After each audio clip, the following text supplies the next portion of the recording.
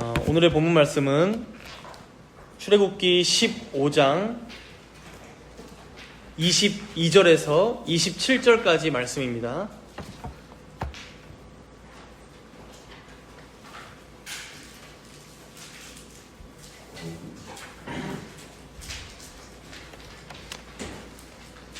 출애굽기 15장 22절에서 27절까지 봉독하도록 하겠습니다.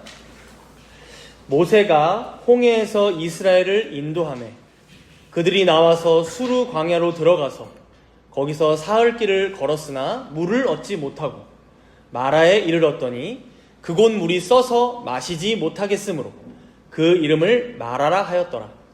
백성이 모세에게 원망하여 이르되 우리가 무엇을 마실까 하매 모세가 여호와께 부르짖었더니 여호와께서 그에게 한 나무를 가르치시니 그가 물에 던지니 물이 달게 되었더라. 거기서 여호와께서 그들을 위하여 법도와 율례를 정하시고 그들을 시험하실세. 이르시되 너희가 너희 하나님 나 여호와의 말을 들어 순종하고 내가 보기에 의를 행하며 내 계명에 귀를 기울이며 내 모든 규례를 지키면 내가 애굽 사람에게 내린 모든 질병 중 하나도 너희에게 내리지 아니하리니 나는 너희를 치료하는 여호와임이라. 그들이 엘림에 이르니 거기에 물샘 12과 종려나무 70그루가 있는지라. 거기서 그들이 그 물 곁에 장막을 치니라. 아멘.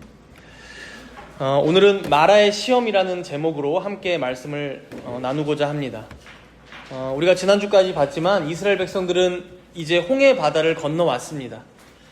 그리고 이 놀라우신 기적을 베푸신 하나님을 찬양하는 그 장면이 지난주 말씀이었죠. 성경에 기록된 첫 번째 노래, 첫 번째 찬송이었습니다. 오늘 본문은 그렇게 홍해를 건넌 뒤에 이스라엘 백성들의 여정이 어떻게 이어지는지를 알려주는데요. 본문 22절을 한번 다시 보시면 모세가 홍해에서 이스라엘을 인도하매 그들이 나와서 수르 광야로 들어가서 이제 광야로 들어가는 것을 볼 수 있어요. 본격적인 광야 생활이 시작됩니다. 여러분, 광야라고 하면 어떤 곳인가요? 아무것도 없습니다.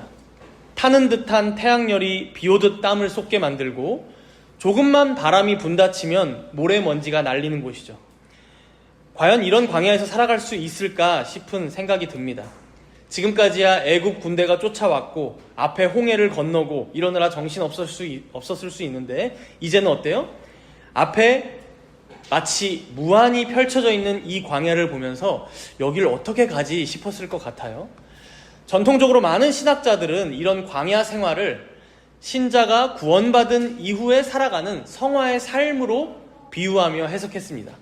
신자가 구원받은 이후에 살아가게 되는 성화의 삶, 그러니까 출애굽기에 나와 있는 광야의 삶, 민수기에서도 기록되어 있는 그 광야의 삶, 레위기에 기록된 여러 가지 제사들까지 신자가 구원받은 이후에 살아가게 되는 성화를 비유적으로 보여준다라고 해석했다는 것이죠. 왜 그럴까요? 이들은 유월절 어린 양의 피로 단번에 구원받아서 지금 출애굽한 백성들입니다. 홍해를 건너는 것도 밤새 내내 건너긴 했지만 단번에 하루 만에 건너왔죠. 근데 광야에서의 삶은 어떻습니까? 가뜩이나 살기 어려운 곳에서 계속해서 오래도록 살아야만 합니다. 마치 애굽의 노예로부터 구원은 단번에 받았지만 가나안 땅을 향해 나아가는 것은 계속해서 나아가야 하는, 즉 이미 예수님 믿고 죄 용서받고 구원받아 의인이 되었지만 그 의인으로서의 이 땅에서의 삶은 주님 오시기까지 성화의 삶으로 살아가야만 하는 신자들의 삶을 보여준다는 것이죠. 근데 여러분, 이 신자의 삶, 이 성화의 삶이 때로는 우리에게 얼마나 버겁고 힘이 듭니까? 오늘 본문도 그렇다는 것을 보여주고 있는데요. 우리 22절 말씀을 함께 읽어봅시다. 22절, 오늘 본문이 시작되는 말씀이죠. 함께 읽습니다. 모세가 홍해에서 이스라엘을 인도하매 그들이 나와서 수르 광야로 들어가서 거기서 사흘 길을 걸었으나 물을 얻지 못하고. 그냥 광야길을 걸어가도 힘이 들 텐데 무슨 일이 벌어집니까? 사흘길, 3일길을 내내 걸었는데 물을 전혀 얻지 못했대요.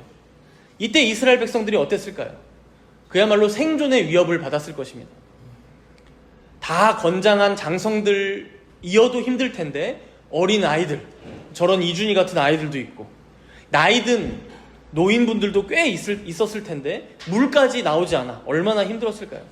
그런데 여기서 끝이 아닙니다. 우리 본문 23절 함께 읽어볼까요? 이어서 23절입니다. 마라에 이르렀더니 그곳 물이 써서 마시지 못하겠으므로 그 이름을 마라라 하였더라. 3일 만에 마라라는 곳에 도착했는데 이 마라라는 지명은 아마 이들이 다녀간 이후에 붙인 이 이름인 것 같아요. 근데 왜 마라라고 붙였나 했더니 거기 물이 써서 마시지 못할 정도였다는 거예요. 이 쓰다라는 의미의 히브리어가 마라라고 해서 그곳 이름이 된 거예요. 여러분 생각해 보십시오. 사흘길을 광야를 힘들게 걸어와서 겨우 물을 발견했는데 그 물을 벌컥벌컥 마셔봤더니 너무 써서 그 자리에서 뱉어야 할 정도로 쓴 물이 가득한 거예요. 그래서 마라라고 이름을 붙이기까지 했어. 지금 이스라엘 백성들의 마음이 어땠을까요?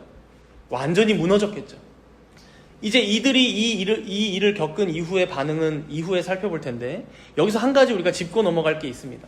여기서 이 쓰다, 이 마라라는 단어가 오늘 본문이 오기까지 앞에서 어디에서 쓰였나 보니까 이들이 애굽에서 종으로 일할 때, 노예로 일할 때 그 고역을 묘사하면서 쓰디 쓴 고역이다라고 할 때 그 쓰다라는 단어로 마라라고 표현을 했었습니다. 그리고 또 하나는 유월절날 무교병이랑 같이 먹었던 게 뭐였어요? 누룩이 없는 빵과 같이 먹었던 게 나물은 나물인데 쓴 나물이었죠. 그때 그 쓰다 할 때 단어가 쓴 나물이다 할 때 그 쓴이 또 마라였어요. 이걸 연결해서 생각해보면 어떤 의미일까요? 이제 애굽에서 이들은 나왔습니다. 홍해도 건넜어요. 구원받았어요. 그럼 우리가 흔히 생각하기로 장밋빛 미래가 펼쳐져야 정상일 것 같죠. 우리도 그렇죠.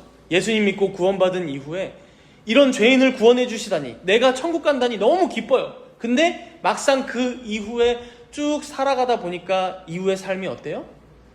너무나 써요. 달지 않습니다. 구원받은 이후의 삶, 즉 성화의 삶은요, 오히려 아주 쓴 시간들의 마라 같은 인생의 연속이에요. 마치 구원받기 전에 애굽에서 겪었던 그 쓰디쓴 고역과 같은 그 괴로움이 또 다가옵니다. 그리고 무교병과 함께 먹었던 그 쓴 나물, 그게 뭘 의미한다고 했어요? 이스라엘 백성들이 애굽에서 가지고 있었던 죄악된 옛 습관을 의미한다고 했잖아요. 그래서 너희들 그렇게 살면 안 돼라는 의미로 그 쓴 나물을 먹었다고 했잖아요. 마치 죄의 누룩같이 자신들 안에 곰팡이처럼 피어 있었던 그 죄의 옛 습관이 어때요? 구원받은 이후에도 여전히 피어나는 것을 발견하는 거예요. 쓰다. 우상 숭배, 하나님 말씀을 거역하고 하나님 말씀 믿지 못하는 불신앙, 여전히 우리 안에 남아있는 거예요. 안타깝게도 성화의 삶은 이런 쓰디쓴 시간들의 연속이라는 것이죠. 그래서 여러분, 우리가 요리문답, 소요리문답, 대요리문답에서도 배웠지만 우리 인생이 어떻다라고 딱 규정합니까? 인생은 달지 않다. 밤양갱 같지 않다. 오히려 쓰다. 쓴 나물과 같고 오늘 본문에 등장하는 쓴 물과 같다. 왜 그렇습니까? 구원받은 신자들이라 할지라도 여전히 이 죄인 안에 뭐가 남아있어요? 죄의 찌꺼기들, 육체의 정욕들, 탐욕들, 그게 그대로 남아있어요. 오죽하면 사도 바울조차 자신의 마음을 바라보면서 뭐라고 고백합니까? 로마서 7장에 오호라 나는 공고한 사람이로다. 이 사망의 몸에서 누가 나를 건져내랴. 절망 섞인 절규를 외치죠. 여러분, 우리가 예수 그리스도 안에서 결코 정죄함을 받지 않을 뿐이지 아직 우리가 이 땅에 살아가는 동안은 구원받은 하나님의 자녀들이라 할지라도 저기 불신앙하는 세상은 말할 것도 없고 우리들마저도 어때요? 우리의 인생이 죄와 비참이 가득한 인생을 살게 될 것을 말씀하는 거예요. 전적으로 타락한 죄인들의 세상이기 때문이죠. 물론 가끔 우리 주님이 은혜 주실 때 그래, 이게 인생이지, 참 달다, 오늘만 같아라 할 때가 반짝 있을지는 모릅니다. 그러나 대체적으로 참 괴로운 걸 많이 보고 참 쓴 경험을 많이 하는 게 우리 인생이다, 오늘 본문의 마라의 쓴물이 바로 이걸 우리에게 알려준다는 것이죠. 결국 신자의 삶은 이러한 쓰디쓴 인생의 과정 가운데, 죄와 비참이 가득한 인생 가운데에서도 하나님을 붙잡고 주님이 은혜 주시기를 사모하고 간구하면서 우리 안에 여전히 남아있는, 우리 이 공동체 안에, 공동체 안에, 우리 사회 안에 여전히 남아있는 여러 악들과 싸워가는 과정입니다. 물론 이 과정은 구원받기 위한 과정은 결코 아닙니다. 이미 구원받은 우리가 계속해서 저 애굽 사람들과 같이는 살 수 없기에 필연적으로 우리 안에 남아있는 남은 죄와 싸워야만 하는 영적인 전쟁이라고 우리가 할 수 있다는 것이죠. 그렇다면 오늘 본문의 이스라엘 백성들은 이러한 싸움에서 어떻게 반응하고 있는지 본문 24절에 나옵니다. 우리 24절 한 목소리로 함께 읽겠습니다. 백성이 모세에게 원망하여 이르되 우리가 무엇을 마실까 하매. 이들의 첫 반응이 뭐예요? 원망이에요. 모세를 향한 원망. 하나님이 아닌 모세에게 원망하고 있어요. 안타깝게도 이들의 우리가 무엇을 마실까요? 이 절박한 외침이 향하는 대상이 잘못된 것 같아요. 우리가 잘 알지만 모세는 지도자이긴 하지만 해결자는 아니거든요. 애굽의 10가지 재앙을 내리신 게 누구십니까? 바로 직전에 홍해를 가르신 게 누구셨습니까? 하나님이셨잖아요. 하나님이심을 그렇게 높이며 찬송했으면서 왜 물이 없을 때, 이 쓴 물이 있을 때에는 모세를 원망하고 있나요? 원망을 하더라도 하나님께 나아가서 물을 달라고 부르짖었어야 한다는 것이죠. 그러나 여러분, 여기서 이들이 모세를 원망했다고 해서 제가 마냥 이들을 막 나무라고 싶지는 않습니다. 잠깐 이들의 현재 상황을 한번 우리가 대입해서 생각해 보면요, 이들은 지금 광야에서, 무려 광야에서 3일 동안 물 한 모금 마시지 못했어요. 집에 있는 아이들은 이미 다 난리가 났을 거예요. 갓난아기들은 어떻게 합니까? 너무 걱정되죠. 아니, 다들 이제는 뭐라고 떼쓸 힘도 없어서 축 늘어진 상태로 아빠 엄마를 의지하면서 걷고 있어요. 어르신들 말할 거 없고요. 근데 겨우 만난 오아시스 물이 너무 써서 마실 수 없을 정도로 뱉어야 할 정도로 써요. 그러니 여러분, 이렇게 모든 가족들의 생사가 걸려있는 이때에 어떻게 부르짖지 않을 수가 있었겠습니까? 원망이든 불평이든 우리들을 살려내라는 절규이든 뭐든 해야 했을 거예요. 여기서 우리가 이 이스라엘 백성들의 반응을 좀 세심하게 살펴보면요, 먼저 여기 이스라엘 백성들이 하는 이 원망은 분명히 불신앙적 태도는 맞습니다. 생사가 걸려있든 절체절명의 순간이든 죄는 죄입니다. 하나님을 신뢰하지 못한 죄이죠. 그러나 동시에 우리가 생각해 볼 수 있는 것은 하나님께서 이런 이들의 죄악된 행동을 보셨음에도 나무라신다거나 질책하신다거나 진노하셔서 그 자리에서 막 심판을 내리신다거나 하지 않고 계신다는 거예요. 사실 이건 여기 마라에서뿐만 아니라 홍해 앞에서 이들이 어땠어요? 이제 우리 다 죽겠다, 차라리 애굽으로 돌아가게 해달라, 막 난리를 치는데도 별다른 질책 없이 홍해를 갈라주셨었죠. 사실 이게 나중에 민수기에 보면 이들이 원망 한번 잘못해서 막 몇천 명씩 죽거든요. 그러니까 그것과 비교하면 하나님께서 왜 이렇게 관대하시지라고까지 생각이 되거든요. 나중에 일어나는 사건과 비교하면 아주 특이한 거죠. 그렇다면 이제 우리가 왜 이럴까? 이걸 우리가 좀 생각해 볼 필요가 있는데, 지금 이 이스라엘 백성들을 한번 생각해 보면요, 이들은 이제 막 400년의 애굽에서의 노예 생활을 벗어났어요. 하나님 백성이라고 다 같이 모여서 출애굽한 지가 고작 며칠, 몇 주도 지나지 않은 상황이에요. 우리로 비유하자면 어떻습니까? 구원받은 지 며칠 지나지 않은, 세례받은 지 몇 주도 채 지나지 않은, 비유하자면 어떨까요? 영적인 유아기 상태라는 거예요. 영적인 유아기 상태. 신앙적으로 봤을 때 이제 갓 태어난 아기라고 볼 수도 있는 거예요, 이 이스라엘 공동체를. 그러니 여러분 생각해 보십시오. 이제 이들은 막 하나님을 제대로 알아가기 시작하고 있는데, 이제 막 하나님의 말씀을 겨우 듣고 이렇게 하는 게 맞나? 저렇게 하는 게 맞나? 잘 몰라서 때로는 급히 성내고 조급해하고 그러고 있는데, 여기다 대고 신앙적으로 성숙하고 어른스러운 반응을 기대하는 것 자체가 어불성설이라는 것이죠. 이런 경우에 이런 아기를 대하는 현명한 부모라면 어떻게 할까요? 아기가 운다고 바로 때리거나 울지 말라고 윽박지르거나 하지 않겠죠. 이 아기가 왜 우는지를 살피고 무엇을 필요로 하고 있는지 보면서 얘가 배가 고파서 우는구나. 그러면 저주를 물리겠죠. 얘가 지금 기저귀가 불편한가? 똥을 쌌나? 그럼 기저귀를 갈아주겠죠. 그렇게 세심하게 살핀다는 것이죠. 그러다가 점점 자라서 이제 신주원 어린이 정도 컸어. 그러면 어떻게 돼요? 그때는 혼나는 거죠. 지금 예배 시간인데 집중 안 해? 말씀 제대로 안 들어? 그렇죠? 왜 예배 시간에 딴 생각해? 하나님 말씀 왜 경청 안 해?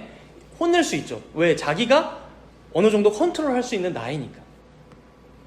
그래서 여러분, 하나님께서 오늘 이 영적 유아기를 지나는 이스라엘 백성들을 어떻게 대하시는지 두 가지로 우리가 간단히 기억하면 좋을 것 같아요. 첫 번째로는 이들의 필요를 채워주고 계세요. 이들의 필요를 금세 채워주십니다.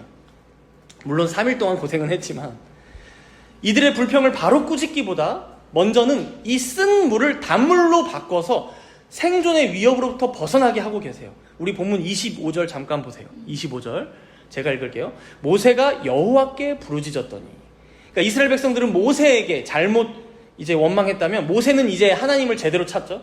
여호와께 부르짖었더니 여호와께서 그에게 한 나무를 가르치시니 그가 물에 던지니 물이 달게 되었더라. 그럼 이제 여기서 이제 많은 성경학자들이 해석하기를 이 나무가 어떤 효력이 있었나? 그렇죠? 이 나무가 이 물과 합쳐졌을 때 성분이 이 쓴물을 단물로 만들었나? 혹은 하나님께서 그냥 이건 순종해서 바로 기적을 일으키셨나?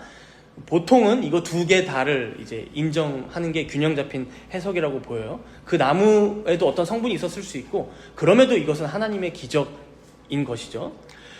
결국 영적인 이 아기들인 이스라엘 백성들의 부르짖음을 들어주셔서 이들의 필요를 그 자리에서 채워주시는 하나님 아버지의 자비로우심을 우리는 발견할 수 있어요. 그리고 바로 두 번째로는요, 이들을 가르치기 시작하십니다. 가르치기 시작하세요. 우리 이 25절 뒷부분을 함께 읽어볼까요? 남은 부분, 제가 읽지 않은 부분, 거기서부터 한번 읽어볼게요. 25절 뒷부분, 거기서부터 다 같이 읽습니다. 거기서 여호와께서 그들을 위하여 법도와 율례를 정하시고 그들을 시험하실세. 우리가 알지만 이때는 아직 시내산에서 십계명을 받기 한참 전이에요. 아직 한참 남았어요. 그런데 보세요. 어떻습니까? 여기서 이미 무엇을 정하고 가르치고 계세요? 이들을 위해서 법도와 율례를 정하시고, 그리고 어떻게 하세요? 그들을 시험하실세. 시험하셨다고 해요. 여러분, 우리가 보통 시험이라고 하면 두 가지 유형이 있어요. 하나는 당락을 결정하기 위한 시험이에요. 그리고 공무원 시험, 임용고시, 사법고시, 이거는 붙는 사람들이 소수이고 떨어지는 사람들이 많아요. 그 분별력을 갖고자 시험을 내죠. 그런데 당락이 아니라 통과 의례로 보는 시험도 있어요. 아이들이 학교에서 보는 중간고사나 기말고사 같은 게 그렇죠. 그거 시험 못 봤다고 해서 너 학교 그만 다녀, 이러진 않아요. 그 시험은 뭡니까? 현재 너의 수준을 잘 확인해봐. 그래서 국영, 수사가 다 했는데 영어가 너가 좀 시험 성적이 낮네? 너 그럼 영어 공부를 더 열심히 해봐. 그래서 다음 학년으로 잘 진학하게 하기 위해서 시험을 보게 하잖아요. 대학교에서 학점 채우는 것도 마찬가지이죠. 다 채우면 학년도 올라가고 졸업도 하는 거예요. 마치 오늘 본문에 등장하는 이 마라의 시험은 전자가 아닌 후자, 즉 통과 의례의 의미를 갖고 있습니다. 여기서 떨어진다고 해서 애굽으로 돌아가가 아니에요. 이걸 통해서 배우는 게 있기를 바라시는 하나님의 마음이 있는 거예요. 하나님께서는 지금 이러한 시험들을 통해서 이들이 여기서 한 뼘이라도 성장하고 그렇게 이들이 가나안 땅으로 가게끔 더 우리로 보자면 더 거룩한 신자로 변화되기를 바라시는 그 목표가 있으신 거예요. 그러니 어떻습니까? 이 쓴 물을 마시면서 죄인의 인생이 얼마나 쓴 것인지, 그만큼 이 세상이 얼마나 죄와 비참에 빠져 있고 또 죄인인 나의 탐욕이 얼마나 이 쓴 나물과 같은지 깨닫게 하고 계시는 것이죠. 그리고 오직 누구만이 이것을 회복하실 수 있음을 알려주십니까? 누구만이 치유하실 수 있다? 우리 주님만이, 우리 하나님의 법도와 율례, 그 한 나무를 던져라는 그 말씀에 순종하는 것만이 우리의 쓴 인생을, 우리의 쓰디 쓴 이 죄악을 단물로 바꾸실 수 있음을, 우리의 타는 목마름을 해결하실 수 있음을 배우게 하고 계신 것이죠. 그래서 시험이다.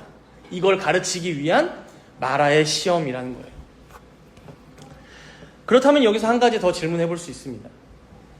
하나님께서 본문의 이스라엘 백성들은 이제 영적인 유아기라서 인내로 품어주시고 필요도 바로 채워주시고 새롭게 법도와 율례를 가르쳐 주셨다면 여기 지금 모여있는 우리들에게는 하나님께서 무엇을 기대하실까요? 제가 오늘 이 말씀 준비하면서 우리 교우들 중에는 영적인 유아기가 있나? 제가 생각했을 땐 한 명도 없어요. 짧아도, 여러분들 다 짧아도 10년 혹은 20년, 30년, 40년까지도 신앙생활 하신 분들이 보통 여기 다 있어요. 그렇다면 이 말씀이 우리들에겐 좀 더 다르게 적용돼야죠. 나도 유아기예요. 나도 내 필요 채워주세요. 이렇게 할 수 있는 짬밥이 아니에요, 여러분들이. 그죠? 과거에 어느 때에는 신앙생활이 너무 즐겁고 열정도 넘쳤고 기도하면 하나님께서 막 한 방에 들어주시는 것 같고 일도 술술 풀리던 때가 있었을지 모릅니다. 오늘 이스라엘도 보세요. 홍해 때문에 그 앞에서 울면 홍해도 갈라주시고 물 달라고 원망해도 단물로 바꿔주세요. 그러나 신앙의 연차가 쌓이면 쌓일수록 느끼는 게 무엇인가요? 인생 참 쉽지 않다. 참 인생 쓰다. 그렇다면 왜 그렇습니까? 하나님께서는 신앙의 연차가 쌓이는 만큼 또 자신의 자녀가 하나님을 더 알아가는 만큼 우리들에게 더 성숙한 믿음, 더 깊은 신앙을 요구하시기 때문이에요. 갓난아기에게는 젖을 주는 것이 마땅하지만 성장한 자녀는 어때요? 숟가락을 주고 너가 밥을 먹어 하는 것이죠. 언제까지 바로바로 필요를 채워줄 수만은 없어요. 처음 신앙생활을 시작할 때는 작은 것도 바로바로 채워주시고 해결해주시고 그렇게 어떤 특별한 간증거리를 통해서 믿음을 갖게 하셨을지는 몰라도 연차가 쌓이면 정말 어려운 상황인데도 그 상황에 계속 놓이게 하셔서 결국 변한 것은 하나도 없는데 우리 하나님을 신뢰할 수 있게끔 그 힘이 길러지게끔 그래서 우리 앞에 문제가 놓여도 불평보다는 하나님을 향한 믿음으로 이겨나갈 수 있도록 그러한 지혜와 분별력과 명철과 힘을 가질 수 있도록 우리를 인도하신다는 것이죠. 언제까지 신앙의 초년생처럼만 머물러 있을 수는 없기 때문입니다. 더 깊은 우리의 심령 속에서부터 주님을 신뢰하고 사랑하는 법을 배우기를 바라시는 것이죠. 그래서 이어서 본문 26절 말씀을 한번 보세요. 26절 말씀 우리 함께 읽어볼까요? 26절입니다. 함께 읽습니다.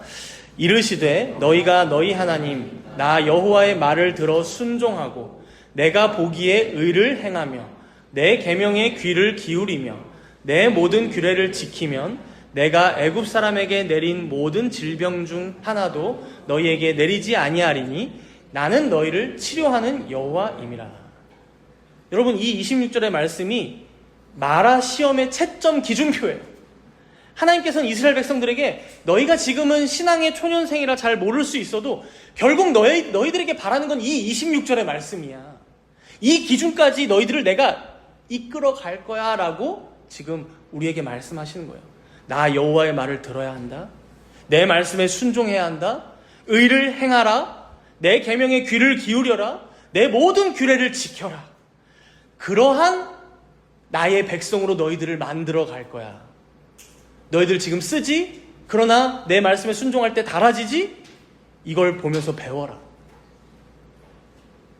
하나님께서 이스라엘 백성들에게 바라시는 모습, 그리고 오늘 우리에게 바라시는 성숙한 신자의 모습이라는 것이죠. 여기서 우리가 한 가지 생각해 볼 것은 오늘 이스라엘 백성들에게 이 시험은 이들의 무엇을 보여주는 시험이었습니까? 이 마라의 쓴물을 통해 이들에게 아직 남아있는 쓴뿌리와 같은 죄악된 옛습관을 보여주는 시험이었어요.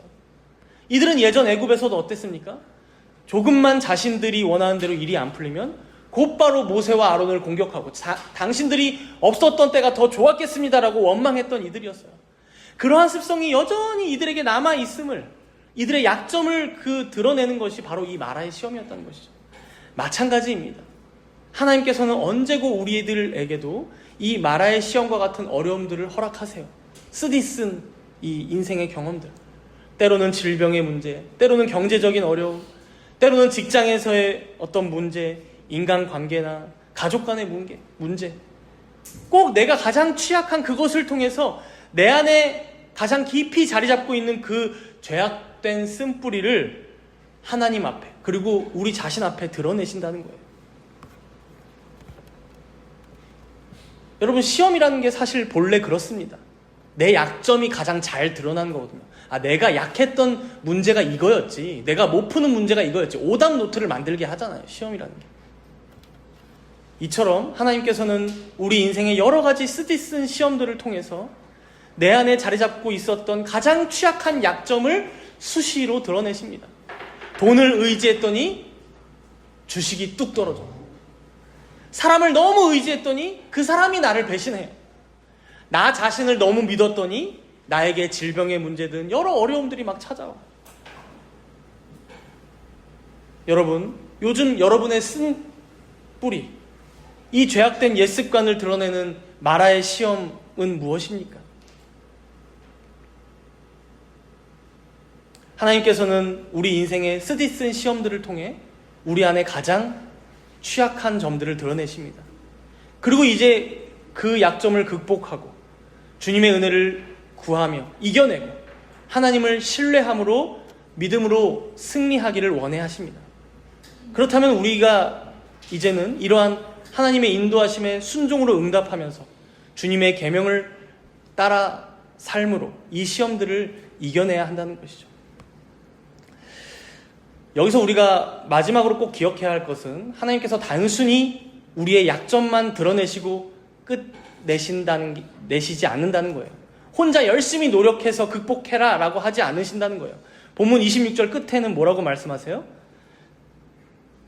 너가 스스로 치료해, 너가 스스로 극복해가 아닙니다. 나는 너희를 치료하는 여호와임이라. 새한글 성경에 보니까, 공동번역 성경에도 그렇고, 나 여호와는 너희들의 의사이다 라고 얘기해요. 우리는 의사가 필요한 존재들이에요. 다 병든 사람들, 죄악된 죄인들이거든요. 그래서 이걸 히브리어로 하면 여러분들 종종 들어보셨을 거예요. 여호와 라파. 우리의 병든 부분, 우리의 약점을 친히 고치시는, 치유하시는 의사이신 하나님, 여호와 라파. 그런데 우리가 이런 말을 들을 때면 어느 때에는 뜬구름 잡는 소리처럼 들려요. 하나님이 언제 우리를 치유해 주신다는 거지? 언제 이런 부족한 나를 회복시켜 주신다는 거야? 그래서 다음 27절에 이러한 장소로 또 인도하시는데요. 우리 27절 마지막 말씀이죠. 함께 읽겠습니다. 그들이 엘림에 이르니 거기에 물샘 12과 종려나무 70그루가 있는지라. 거기서 그들이 그 물 곁에 장막을 치니라. 마라의 쓴물을 지나서 얼마 안 돼요. 진정한 안식의 장소인 엘림에 당도하게 하십니다. 그 교회들 보면, 그 큰 건물 가지고 있는 교회들 보면 1층에 카페가 엘림일 때가 많아요. 그게 여기서 나온 거죠. 이제 쉬라고. 여기 보니까 물샘 12, 종려나무가 70그루나 있었다고 해요. 이 숫자들은 각각 상징하는 바가 있습니다. 먼저 물샘 12은 이스라엘의 12지파를 상징합니다. 물샘 12. 이미 이들은 출애굽하면서부터 지금 12지파로 나와서 움직이고 있거든요. 그렇다면 종려나무 70그루는 뭘까요? 나중에 민수기에 보면 나오는데 이스라엘을 대표하는 사람들을 뽑아야겠다. 마치 우리나라로 보자면 국회의원일까요? 그래서 장로를 선출하게 되는데 총 70명의 장로들을 선출합니다. 즉 이스라엘의 모든 지도자들을 상징하는 숫자예요. 70명, 70그루. 그러니까 이스라엘 12지파를 상징하고 이스라엘의 모든 지도자들을 상징하는 12와 70이라는 숫자라는 거죠. 결국 이 엘림은 어떤 곳입니까? 이스라엘 공동체 전체를 위한 하나님의 완전하고도 풍성한 쉼과 회복의 장소로서 하나님께서 이미 예비해 놓으신 곳이라는 거예요. 마라의 시험으로 지친 이들을 위로하시고 격려하시고 회복하시고 또 치유하시기 위하여 의사이신 주님이 친히 준비하신 최적의 장소였다는 것이죠. 그렇다면 여러분, 여기서 우리가 한 가지 깊이 생각해 볼 지점이 있습니다. 여기서 하나님께서 지금 약속하시는, 보장하시는 이 치료가 무엇일까요? 이 치유가 과연 무엇일까요? 제가 어렸을 때 좀 신비주의, 은사주의, 특히나 이 병고침의 은사를 굉장히 강조하는 교회에 다녔었거든요. 그때의 이 본문은 아주 유명한 본문이죠. 하나님께서는 치료하시는 분이시다. 하나님께서는 불구자를 낫게 하신다. 당뇨를 낫게 하신다. 감기, 독감도 낫게 하신다. 실명도 낫게, 눈을 뜨게 하신다. 막 이런 걸로 이제 많이 이제 그 부흥회도 열고 했던 교회를 다녔어요. 물론 우리 하나님께서는 어떤 개개인들이 앓고 있는 질병 충분히 치료하실 능력이 있으시고, 어떤 이의 질병이 정말로 낫게 하셨다면 정말 주님이 낫게 하셨음을 우리는 믿습니다. 그러나 그럼에도 이 본문을 개인의 질병 치유로만 해석하고 적용해서 여호와 라파의 하나님, 치료의 하나님, 이렇게만 이 이름을 사용한다면 이건 너무 협소한 해석이라는 거예요. 이 본문을 해설하는 많은 신학자들은 여기서의 이 치료, 치유는 사회적인 건강을 의미한다라고 얘기합니다. 사회적인 건강을 의미한다. 사회적인 건강, 즉 마치 여기 지금 와서 온 이스라엘 백성들 공동체가 다 쉬고 있듯이 한 개인의 치유나 구원에서 그치는 게 아니라 그 개인을 포함한 온 이스라엘, 온 사회와 나라와 교회 공동체까지도 회복하시는 더 큰 총체적인 치유를 이루시는 하나님이시다. 그걸 여호와 라파라고 고백했다는 것이죠. 나 개인의 의사만이 아니라 우리의 의사, 아니 온 세상의 의사이심을 말씀하는 본문이라는 거예요. 여러분, 다음 소희라는 영화 보신 분 계실지 모르겠어요. 다음 소희. 제가 보니까 웨이브, 티빙, 넷플릭스 다 하고 있어요. 한번 보시면 좋을 것 같아요. 칸 영화제에도 초청받았었고 실화를 바탕으로 한 영화인데요. 직업 전문 학교에 다니던 고3 그 소희가 이제 대기업에 취직을 했다고 막 다들 축하를 해주는데, 알고 보니 갔더니 LG 콜센터에 취직을 해서 겪는 이야기예요. 처음에는 부푼 꿈을 안고 시작했겠죠. 근데 콜센터 업무가 어떻습니까? 비인간적인 실적 압박에 고객들은 뭐 하면 욕하고 폭언하고, 그러니까 아이의 영혼이 점점 병들어가는 걸 보여줘요. 유일하게 그러한 자신을 챙겨주던 그 남자 팀장이 나오는데, 그 팀장도 위로는 본사, 그리고 아래로는 직원들 압박에 이제 못 견뎌서 이제 차에서 자살을 하게 됩니다. 그런데 그걸 안 회사는 어떻게 할까요? 조용히 무마하려고 하죠. 왜? 회사의 과중한 업무 때문에 자살했다는 게 알려지면 회사에 누가 되니까. 그리고 학교도 취업률 때문에 힘들다고 찾아오는 이 소희를 그냥 내쳐요. 너 열심히 해. 너 그거 안 오면, 그만두면 취업률이 얼마나 떨어지는지 알아? 우리 학교가? 그래서 소희가 결국 이 안에서 갈등을 겪다가 결국 스스로 생을 마감하게 되는 영화 내용이에요. 여러분, 이 영화 자체가 실화를 바탕으로 하기도 했지만 이런 내용이 어디 영화 속 먼 나라만의 얘기입니까? 우리가 요즘도 자주 듣습니다.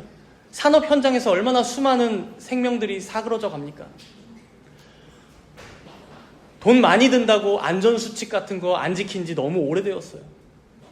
하청일합시고 본사 직원이랑 월급이 3-4배나 차이가 나더라고요. 대기업과 하청 직원. 똑같은 일을 하는데, 아니 더 많은 일을 하고 야근을 해도 삶은 하청 직원은 달라지지 않아요. 이러한 사회 구조적인 악이 우리나라에도 얼마나 많냐라는 것이죠. 제가 언제 한번 자신은 우파라고 말하는 어떤 형제와 대화를 나눈 적이 있어요. 제가 우파 자체를 비판하는 건 아닙니다. 근데 이분이 딱 이런 생각을 갖고 계세요. 직원들이 고통받는 건 당연하다는 거예요. 마치 스타크래프트를 하면 그 안에 일꾼인 SCV가 조종하는 사람이 조종하는 대로 열심히 일을 해야 되듯이 직원들은 그만큼 고생을 하는 게 당연하다는 거예요. 그리고 그렇게 해서라도 그 경기에 이기면 그게 하나님께 복받은 증거가 아니냐라는 것이죠. 그러니까 회사가 잘 되면 직원들은 고생하는 거 괜찮지 않냐라고 얘기하는 거예요. 그러나 여러분, 이들의 주장에는 그 막스 베버가 말한 어떤 프로테스탄트 윤리, 자본주의의 정신이 들어가 있거든요. 그러나 여러분, 진정으로 종교개혁자들이 말했던 윤리는 그게 아니에요. 무슨 일을 하든, 내가 어디에 가든 그 일은 하나님께서 주셨음을 알고 그 소명을 가지고 근면 성실히 일해라 라는 것이지, 마치 수단과 방법을 가리지 않고 무조건 돈을 많이 벌어라, 그렇게라도 성공해서 재벌되는 것은 하나님께 복받은 것이다, 그러니 그게 선하다, 그러니 때로는 그러한 대의를 위해서는 약자들이 다칠 수도 있고 손해볼 수도 있고 돌보지 못할 수도 있다? 여러분, 이건 애초에 잘못된 접근이라는 것이죠. 비정규직 노동자들이라고, 아르바이트생들이라고 그들의 생명을 하찮게 여기고 그들의 노동을 귀하게 여기지 않고 함부로 대하는 회사가 있다면, 여러분, 마땅히 교회가 나서서 그것은 죄입니다. 그것은 하나님께서 기뻐하시지 않는 방향입니다. 그것은 우리 사회를 오히려 좀먹는 길입니다. 누룩과 같은 병입니다 라고 외쳐야 하지 않겠습니까? 여전히 지금도 우리 주위에는 다음 소위들이 무수히 많습니다. 그들을 위해서 목소리를 내는 것이야말로 살인하지 말라는 하나님의 계명을 적극적으로 실천하는 바른 교회의 목소리라는 것이죠. 뱃속의 태아는 소중하다고 낙태는 반대하면서 이 나라에 들어온 난민들은 배척하고 불법자 취급하고 쇠고랑 채워서 내쫓고 있다면, 여러분, 이러한 편협한 사랑이 어디에 있겠습니까? 이 계명은 나한테 유리하니 지키고 이건 마음에 안 드니 버리고, 안타깝지만 현재 미국의 많은 위정자들이 그렇게 하는 건 아닙니까? 낙태는 엄청 반대하면서 불법 이민자들은 그냥 내쫓아요.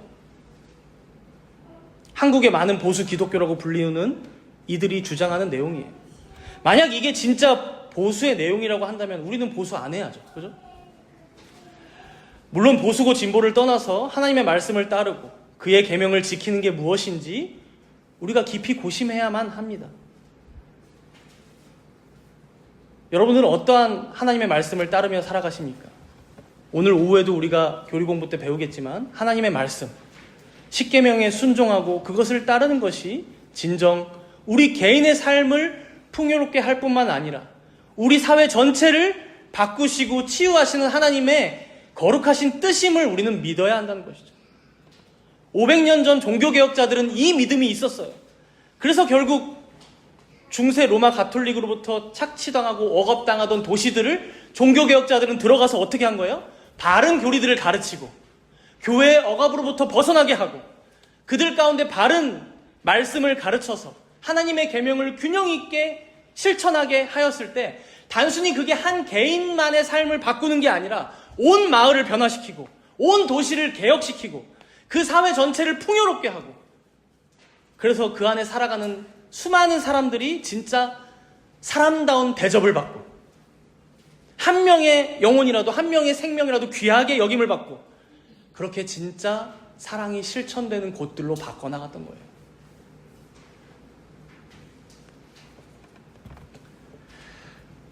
그렇게 도시를 정비하고 기술을 혁신하고 인권을 신장하고 부정부패를 없애고.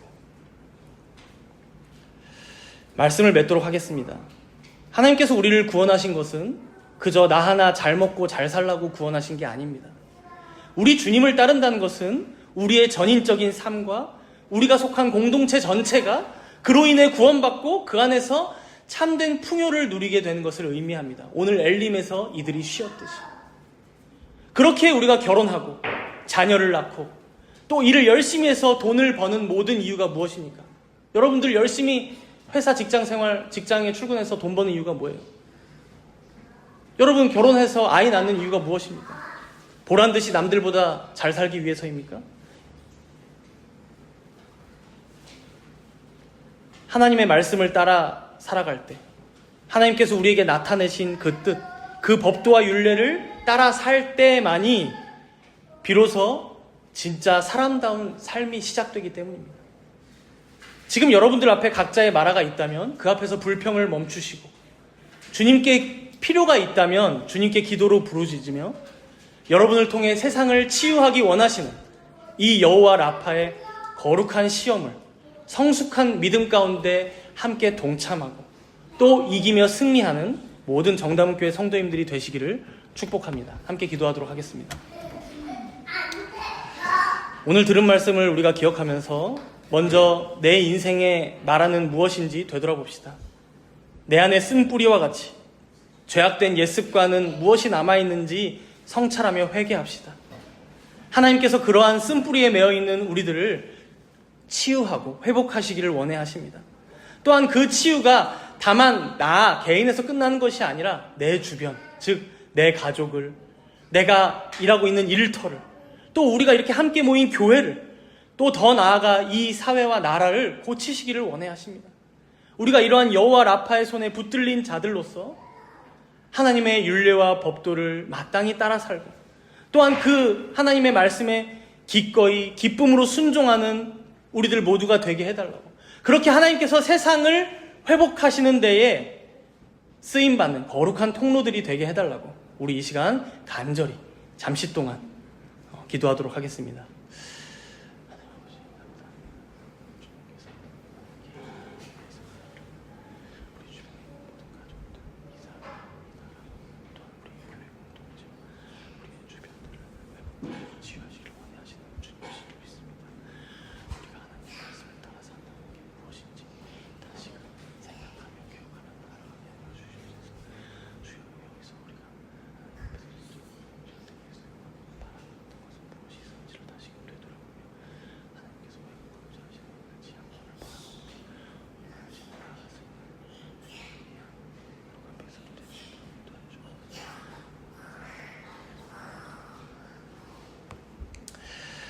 자비로우신 하나님 아버지, 인생의 쓴물 앞에서 원망과 불평을 쏟아냈던 저희의 완고한 마음을 용서하여 주옵소서.